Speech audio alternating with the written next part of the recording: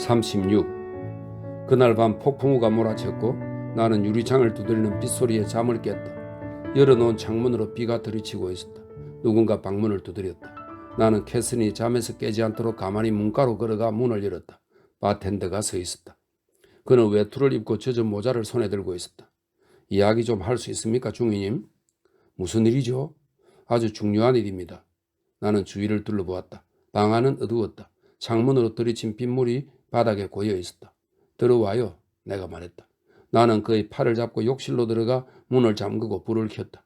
그리고 욕조 가장자리에 걸터앉았다. 무슨 일이죠, 에밀리오? 무슨 문제 있습니까? 아니요, 제가 아니라 중위님이에요. 그래요? 아침에 그들이 체포하러 올 겁니다. 그래요? 그래서 알려드리려고 왔습니다. 시내에 나갔다가 사람들이 카페에서 말하는 걸 들었어요. 그렇군요. 그는 젖은 외투를 입고 젖은 모자를 손에 든 채 말없이 서 있었다. 왜 체포하려는 걸까요? 전쟁에 관련된 무슨 일이 있겠죠. 뭔지 압니까? 아니요. 하지만 전에 여기 왔을 때는 장교복을 입고 있었는데 지금은 입지 않았다는 걸 아는 것 같아요. 이번 후퇴 뒤에 군에서는 닥치는 대로 사람들을 체포하고 있거든요. 나는 잠시 생각에 잠겼다. 몇 시쯤 체포하러 올까요? 아침일 겁니다. 시간은 모르겠어요. 어떻게 하면 좋을까요? 그는 세면대에 모자를 올려놓았다. 흠뻑 젖은 모자에서 바닥으로 물이 뚝뚝 떨어졌다. 두려울 게 없다면 체포돼도 아무 일 없겠죠. 하지만 체포되는 건 언제나 좋지 않아요. 특히 지금 같은 때는. 체포되고 싶지 않아요. 그럼 스위스로 가십시오. 어떻게 해요? 제 보트로요. 폭풍우가 치던데? 내가 말했다. 다 지나갔어요. 물살이 거칠지만 당신은 괜찮을 겁니다.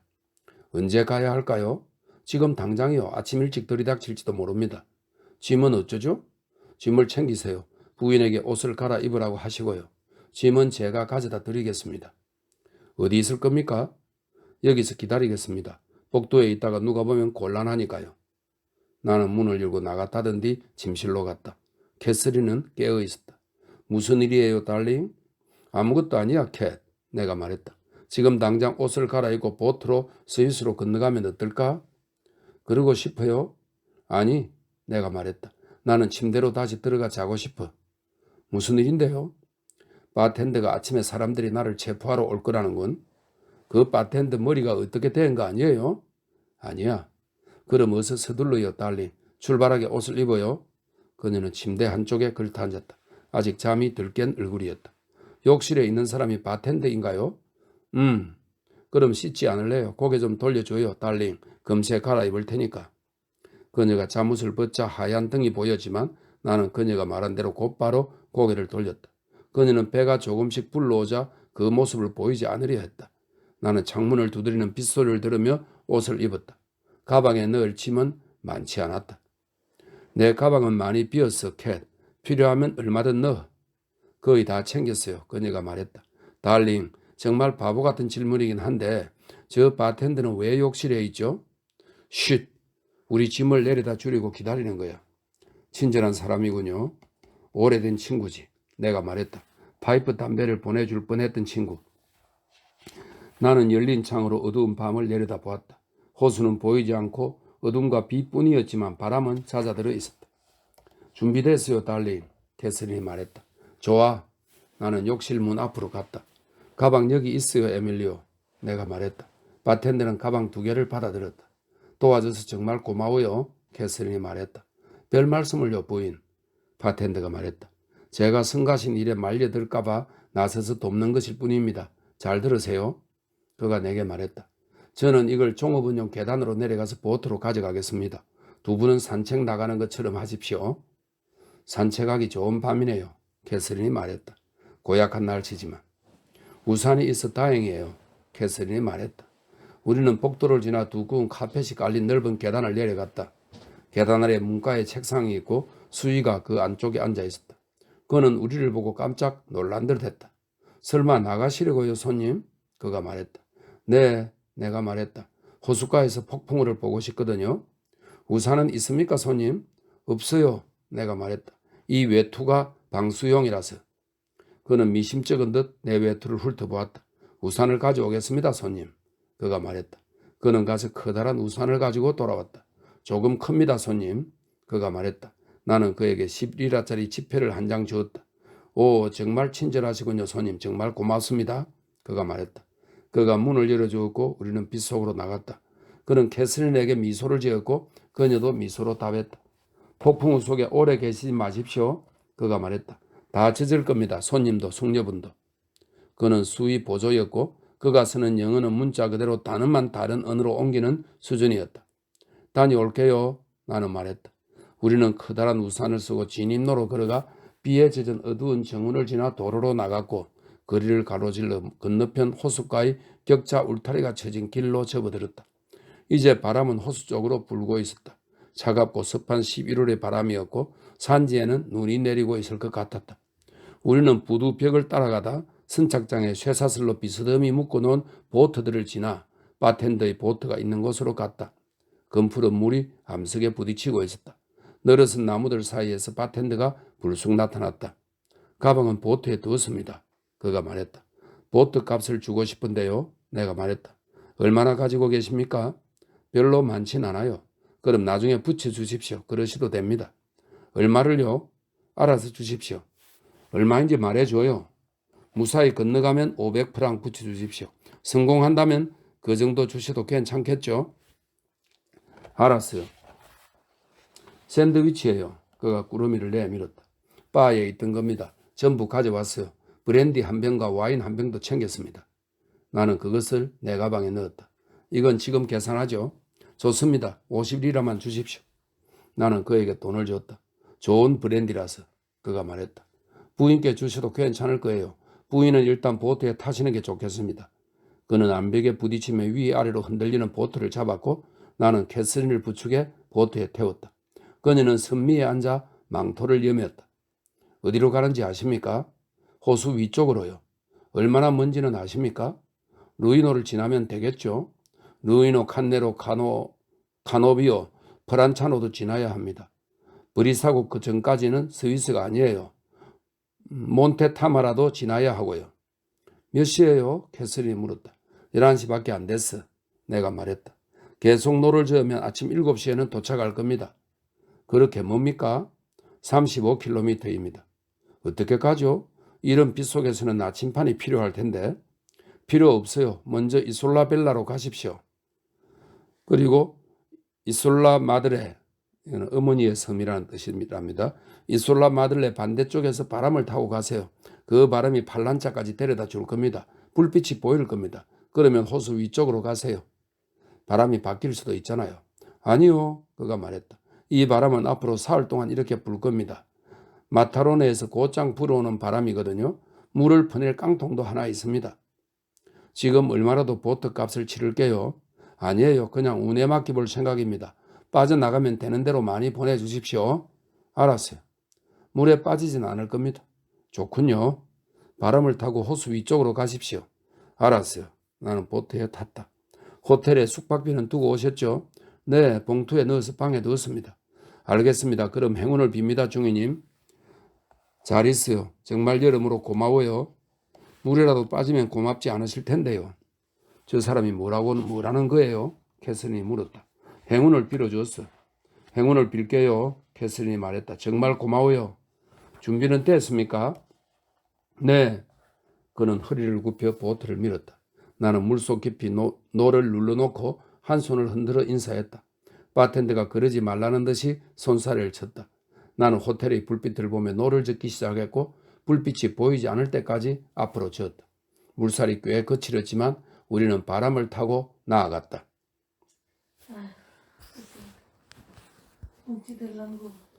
37. 나는 얼굴에 바람을 맞으며 어둠 속에서 노를 저었다.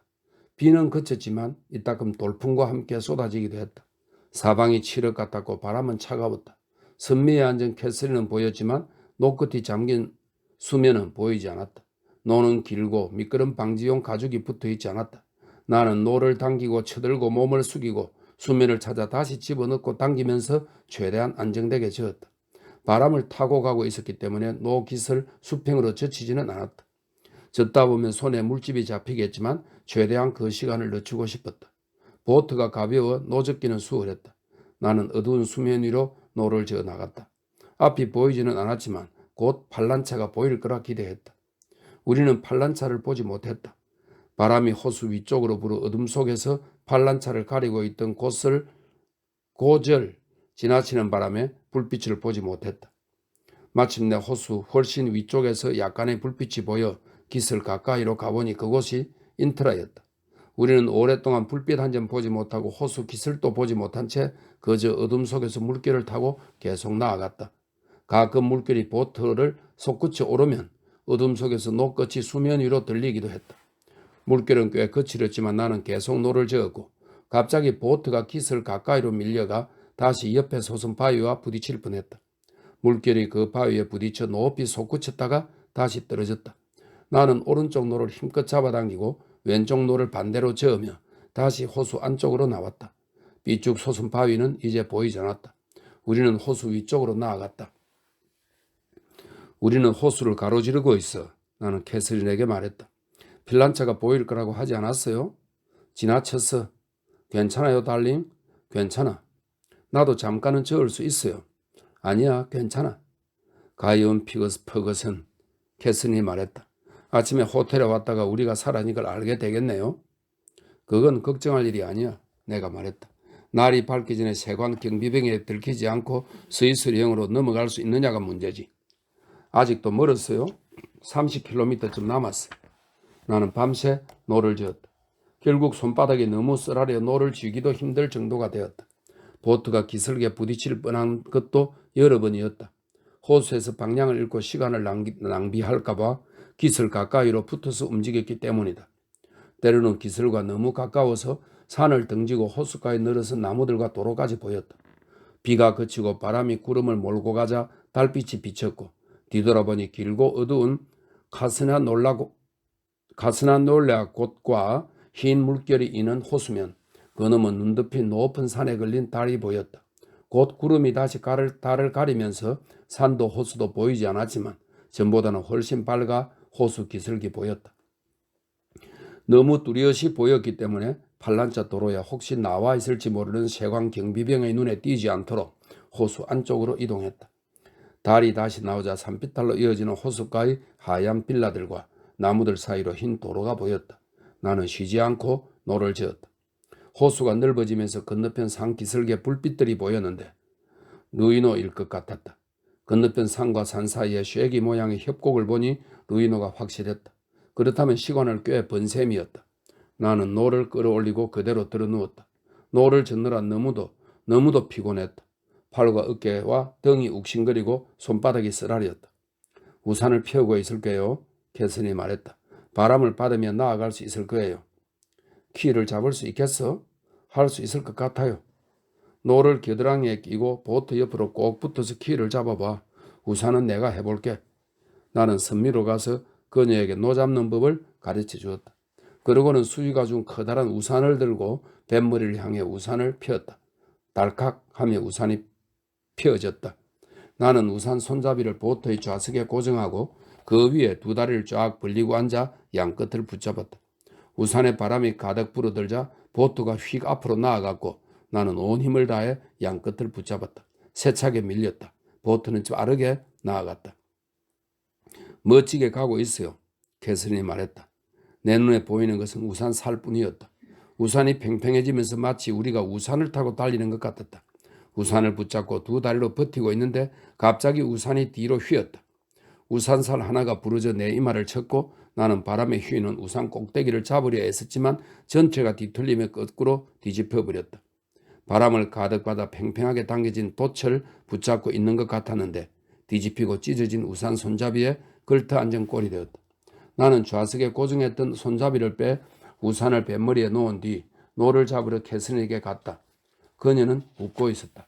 내 손을 잡고 계속 웃었다. 왜 그러지? 나는 노를 잡았다. 우산을 붙잡은 모습이 너무 웃겼어요. 그랬나? 화내지 말아요, 달링. 정말 웃겼거든요. 당신 몸이 20피트는 되어 보이는 데다 우산 양끝을 붙잡고 있는 모습이 너무 사랑스러워서. 그녀는 웃느라 목이 메었다. 노를 저을게. 좀 쉬며 한잔해요. 멋진 밤이고 우리는 멀리 왔잖아요. 보트가 물결의 골에 빠지지 않도록 해야 해. 마실 걸 줄게요. 그리고 조금만 쉬어요, 달링. 나는 노를 세웠고 보트는 그런 채 나아갔다. 캐서린이 가방을 열었다. 브랜디 병을 꺼내 건네주었다. 나는 주머니 칼로 코르크를 빼내고 한 모금 길게 들이켰다. 부드럽고 독한 것이 들어가자 온몸이 따뜻해지면서 기분이 좋아졌다. 좋은 브랜디군, 내가 말했다. 달은 다시 구름에 가려졌지만 기슭은 보였다. 또 다른 곳이 호수 안쪽으로 기다랗게 뻗어 있는 것 같았다. 춥지 않아, 캣? 아주 기분 좋아요. 몸이 좀 뻐근하긴 하지만. 여기 물을 퍼내면 발을 내려놓을 수 있을 거야. 그러고는 노구리가 삐걱거리는 소리와 깡통으로 물을 퍼내느라 선미 좌석 아래를 끓는 소리를 들으며 다시 노를 저었다. 깡통 좀 줄래? 내가 말했다. 물을 마시고 싶어. 너무 더러워요. 괜찮아, 헹굴게. 캐서린이 배 옆으로 깡통을 내밀어 헹구는 소리가 들렸다. 그러고는 물을 가득 떠서 내게 건네주었다. 나는 브랜디를 마셔서 목이 말랐고 물은 얼음처럼 너무 차가워서 이가 시렸다. 나는 기슭 쪽을 바라보았다. 우리는 기다란 곳에 좀 더 가까워져 있었다. 앞쪽의 만에 불빛이 보였다. 고마워. 나는 깡통을 돌려주었다. 천만에요. 캐서린이 말했다. 원한다면 물은 얼마든지 있어요. 뭐 좀 먹고 싶지 않아? 아니요. 조금 있으면 배가 고파지겠죠. 그때까지는 남겨둬요. 알았어. 앞쪽에 곳처럼 보였던 것은 길게 뻗은 높은 육지였다. 나는 그곳을 통과하기 위해 호수 안쪽으로 나아갔다. 호수의 폭이 훨씬 좁아져 있었다. 달이 다시 나왔고 만약 세관 경비병이 있었다면 물 위에 검게 떠있는 우리 보트를 보았을 수도 있었다. 괜찮아, 캣? 내가 물었다. 괜찮아요. 우리 어디쯤 왔어요?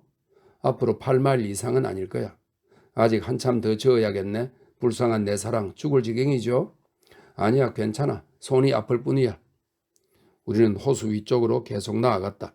오른쪽 기슭 산들의 사이에 해안선이 낮고 평평한 지대가 있었는데 카노비오가 분명했다. 나는 계속 기슭에서 멀찍이 떨어져서 갔다. 여기서부터 경비병을 만날 위험이 높기 때문이었다. 멀리 앞쪽 기슭에는 둥근 지붕을 얹어놓은 듯한 높은 산이 있었다. 피곤했다. 노를 저어 가기에 먼 거리는 아니지만 몸이 지쳐있어 아주 멀게 느껴졌다. 스위스령으로 들어가려면 저 산을 지나고도 적어도 5마일은 더 가야 했다.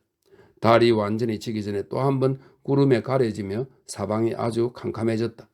나는 호수 안쪽으로 노를 저어갔고 바람이 노 깃을 때리도록 노를 붙든 채 잠시 쉬었다. 내가 좀 저어볼게요. 캐서린이 말했다. 그러지 않아도 돼.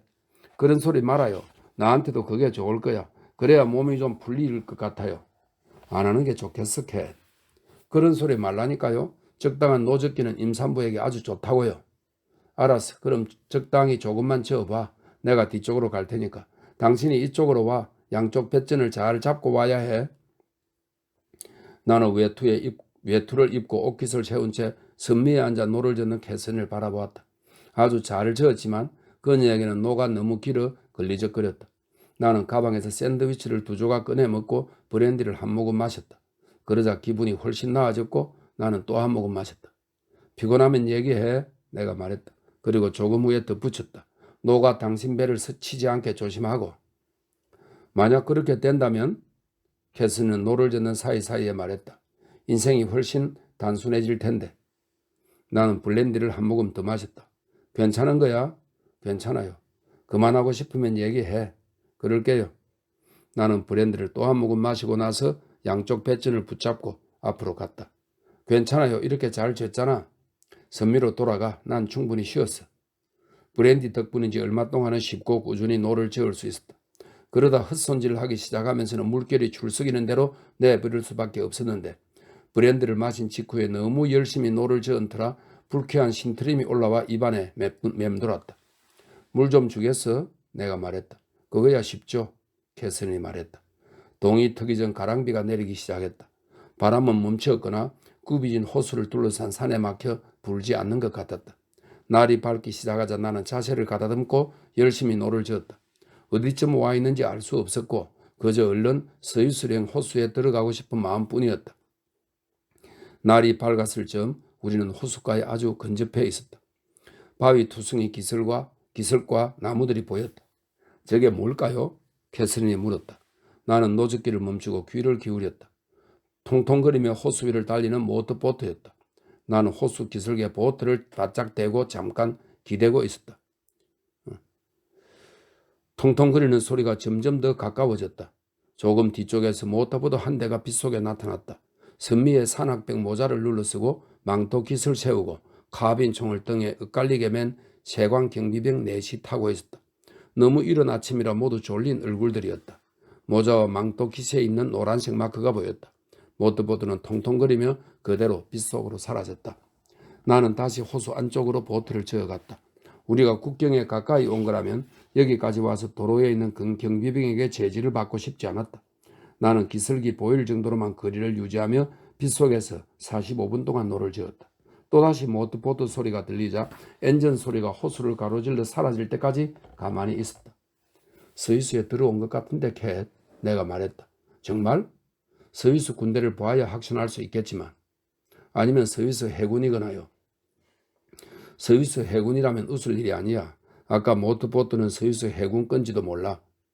스위스에 온 거라면 우리 푸짐하게 아침을 먹어요. 스위스에서는 맛있는 롤빵과 버터와 잼이 있으니까. 날은 환히 밝았고 가랑비가 내렸다.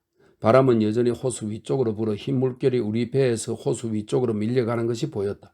스위스에 들어온 것이 틀림없었다. 호수가 나무들 뒤쪽으로 집이 많았고 조금 올라간 곳에 돌로 지은 집들, 언덕 위에 빌라들, 교회가 있는 마을이 보였다.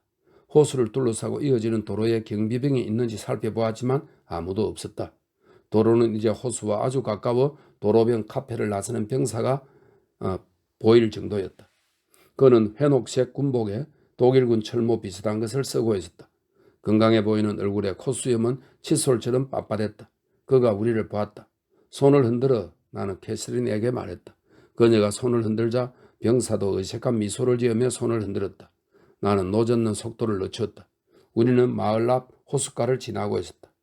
국경에서 한참 들어온 게 분명해. 내가 말했다. 확실히 확인하는 게 좋겠어요, 달리. 국경에서 쫓겨나 돌아가고 싶진 않아. 국경은 훨씬 뒤쪽에 있어. 여기는 세관 도시 같다. 브리사고일 거야. 여긴 이탈리아인이 없을까? 세관 도시에는 늘 양국 사람들이 다 있잖아요. 전쟁 중에는 그렇지 않아. 이탈리아인들이 국경 넘는 걸 허락하지 않을 테니까. 작고 예쁜 소도시였다. 선착장에 어선이 많았고 선반에 음악들이 걸려 있었다. 11월의 가랑비가 내리고 있었지만 도시는 빗속에서도 활기차고 깨끗했다. 그럼 내려서 아침을 먹을까? 그래요. 나는 왼쪽 노를 힘껏 저 기슭으로 다가갔고 선착장 바로 앞에 노를 수평으로 들고 보트를 댔다. 그러고는 노를 보트 위로 끌어올린 뒤 쇠고리를 붙잡고 젖은 돌 위로 올라서서 스위스로 들어갔다. 나는 보트를 묶고 캐서린에게 손을 내밀었다. 올라와 캣, 기분이 상쾌해. 가방은 어떻게 해요? 보트에 놔둬. 캐서린이 올라왔고 우리는 함께 스위스 땅에 서 있었다. 정말 아름다운 나라예요. 그녀가 말했다. 멋지지? 가서 아침을 먹어요. 정말 멋진 나라지. 신발에 밟히는 땅의 느낌도 좋고. 몸이 너무 뻐근해서 나는 잘 못 느끼겠어. 하지만 멋진 나라 같아요, 달링. 우리가 그 진절이 나는 곳에서 빠져나와 여기 있다는 게 실감나요? 그래, 정말 실감나. 전에 한 번도 느껴본 적 없는 기분이야. 저기 집들을 봐요. 이 광장도 멋지죠? 저기 아침 먹을 수 있는 데가 있네. 비도 멋지지 않아? 이탈리아에는 절대 이런 비가 안 내리지. 상쾌한 비야. 그리고 우리가 여기 있고요, 달링. 우리가 여기 와 있다는 게 믿어져요? 우리는 카페에 들어가 깨끗한 나무 테이블에 앉았다. 우리는 취한 것처럼 흥분해 있었다. 앞치마를 두른 깔끔하고 멋진 여자가 주문을 받으러 왔다. 롤빵이랑 잼, 커피를 주세요. 캐슬린이 말했다. 죄송하지만 전쟁 중이라 롤빵은 없어요. 그럼 그냥 빵을 주세요. 토스트는 해드릴 수 있어요. 좋아요. 달걀 프라이도 먹고 싶어요. 남자분에게는 몇 개 해드릴까요? 3개요. 4개 해요, 달링. 4개 주십시오. 여자가 돌아갔다. 나는 캐슬린에게 키스하고 손을 꼭 잡았다.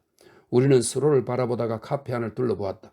달링, 여기 정말 멋지죠? 훌륭해, 내가 말했다. 롤빵이 없어도 괜찮아요. 캐슬린이 말했다. 밤새 롤빵 생각을 했지만 그래도 괜찮아. 전혀 상관없어요. 우리는 곧 체포될 거야. 걱정 말아요, 달링. 우선 아침부터 먹어요. 아침을 먹은 뒤라면 체포돼도 괜찮아요. 게다가 여기선 우리를 어쩌지 못할 거예요. 우리는 엄연한 영국 시민, 미국 시민이니까. 여권은 가지고 있지. 물론이죠. 그런 얘기는 그만해요. 그냥 즐겨요. 이보다 더 즐거울 순 없을걸. 내가 말했다. 꼬리를 깃털처럼 세운 뚱뚱한 회색 고양이가 바닥을 가로질러 다가오더니 내 다리를 감고 비비며 가르랑거렸다. 나는 손을 뻗어 고양이를 쓰다듬었다. 캐서린은 아주 행복한 얼굴로 나를 보며 미소 지었다. 커피가 나오네요. 그녀가 말했다. 아침 식사 후 우리는 체포됐다. 우리는 잠시 마을을 산책하고 가방을 가지러 선착장에 내려갔다. 한 병사가 보트 앞에서 지키고 있었다. 당신 보트입니까? 그렇습니다. 어디서 왔습니까? 호수 저쪽에서 왔습니다. 함께 가주셔야겠습니다. 가방은 어떡하죠? 가지고 가도 좋습니다. 나는 가방을 들고 캐서린과 나란히 걷고 병사는 뒤에서 따라오다가 우리를 낡은 세관 건물로 이끌었다. 세관에서는 깡마르고 군인답게 생긴 중이가 우리를 신문했다. 국적이 어디입니까? 미국과 영국입니다. 여권을 보여주십시오. 나는 내 여권을 건넸고 캐서린도 핸드백에서 여권을 꺼냈다. 그는 한참 동안 두 여권을 조사했다. 왜 보트를 타고 스위스에 입국했습니까? 나는 스포츠맨입니다. 내가 말했다. 노젓기는 내가 아주 좋아하는 운동이죠. 기회가 있을 때마다 노를 젓습니다. 여기 무슨 일로 왔습니까? 겨울 스포츠를 하려고요. 우리는 관광객이고 겨울 스포츠를 즐기러 왔습니다. 여긴 겨울 스포츠를 할 만한 곳이 아닌데요. 압니다. 겨울 스포츠를 할 수 있는 곳으로 가려고 해요.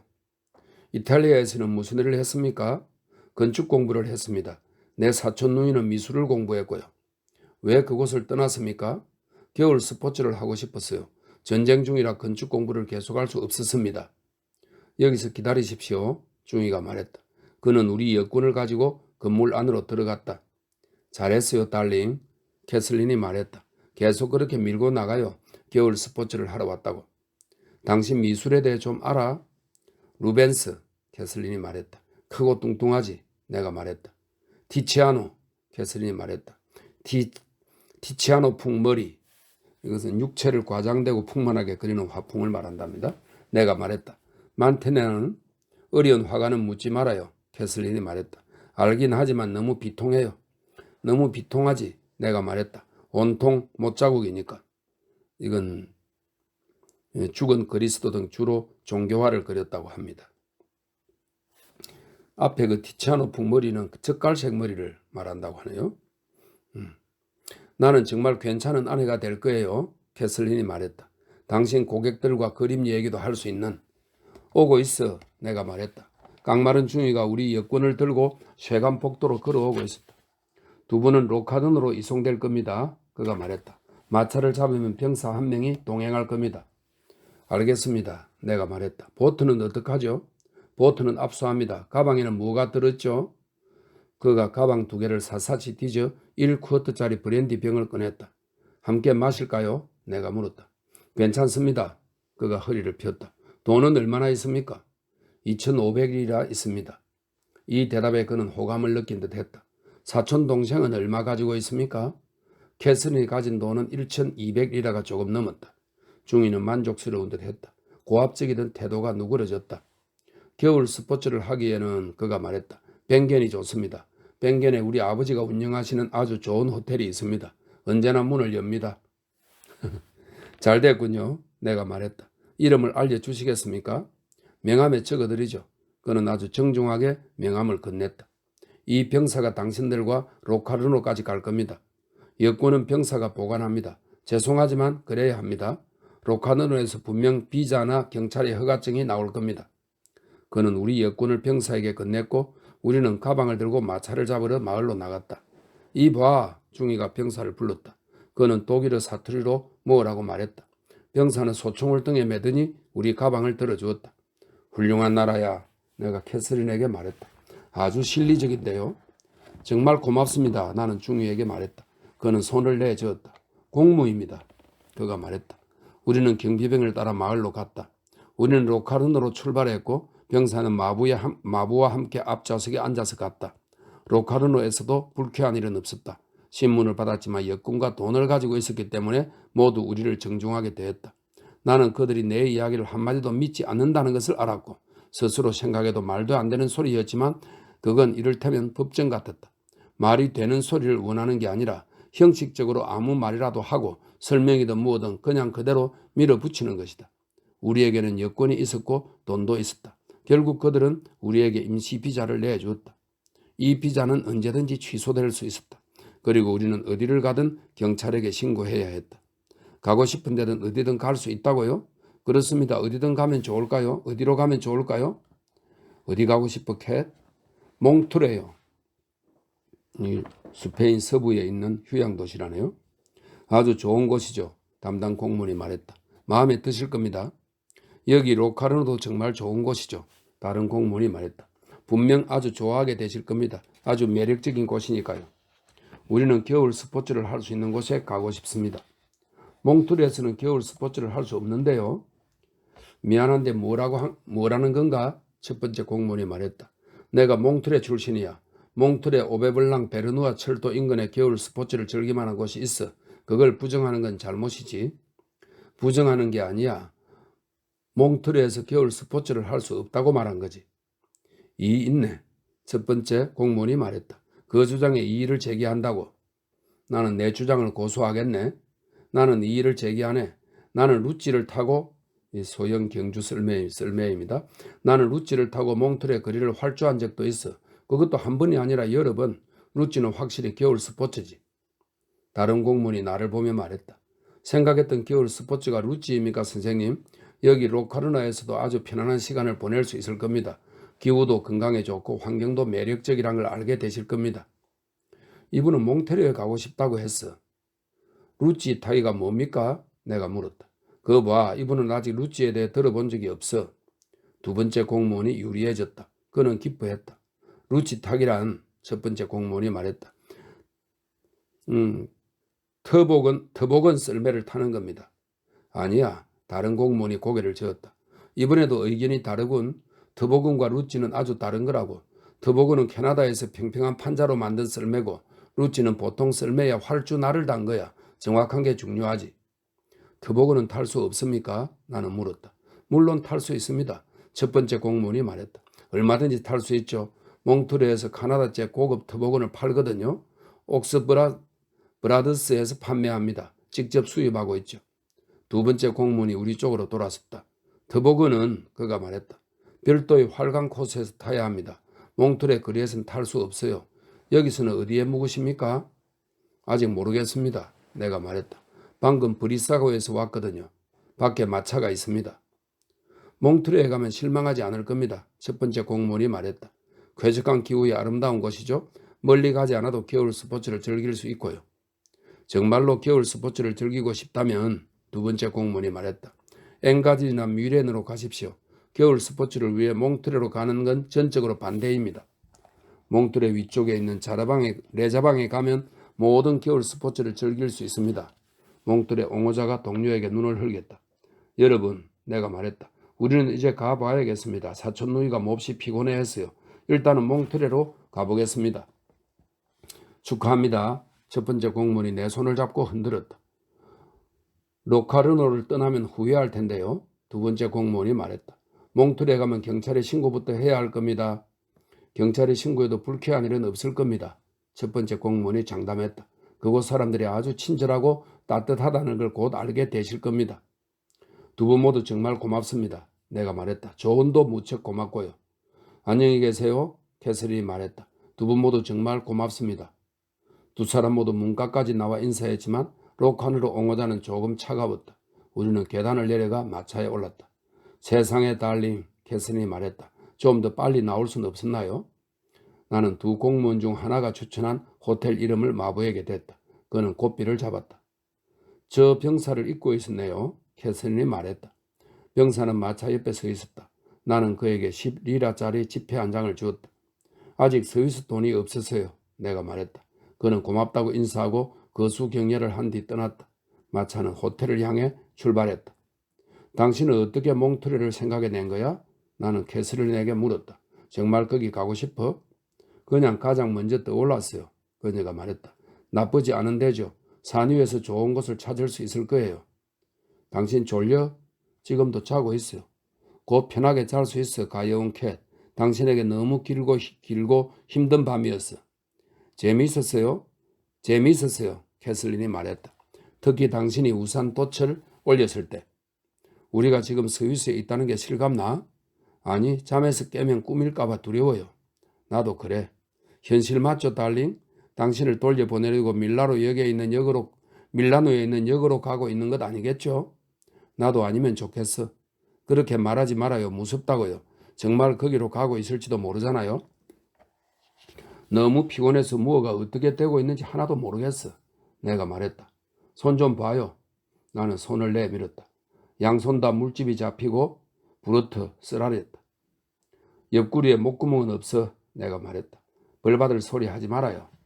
나는 너무 피곤해서 머리가 멍했다. 흥분감은 모두 사라졌다. 마차는 거리를 달려갔다. 이 손을 어떻게 해? 캐서린이 말했다. 만지지 마. 내가 말했다. 젠장, 여기가 어딘지 모르겠군. 이봐요. 지금 어디로 가고 있습니까? 마부가 마차를 세웠다. 메트로폴 호텔이죠. 거기 가시는 거 아닙니까? 맞습니다. 내가 말했다. 우리는 괜찮아, 캣. 그래요, 달링. 당황하지 말아요. 푹 자고 나면 내일은 정신이 맑아질 거야. 정말 머리가 멍해. 내가 말했다. 코미디 오페라 같은 하루였어. 배가 고파서 그런가? 피곤해서 그럴 거예요, 달링. 괜찮아질 거야. 마차가 호텔 앞에 멈추었다. 누군가 우리 가방을 들어주러 나왔다. 이제 기분이 나아졌어. 내가 말했다. 우리는 호텔 앞 보도에 내려섰다. 당연히 괜찮아질 거예요. 당신은 그냥 피곤한 것뿐이에요. 오랫동안 잠을 못 자서. 어쨌든 우리는 여기에 있어. 정말 여기 있어요. 우리는 가방이든 보이를 뒤따라 호텔로 들어갔다. 이렇게 해서 4부가 끝났습니다.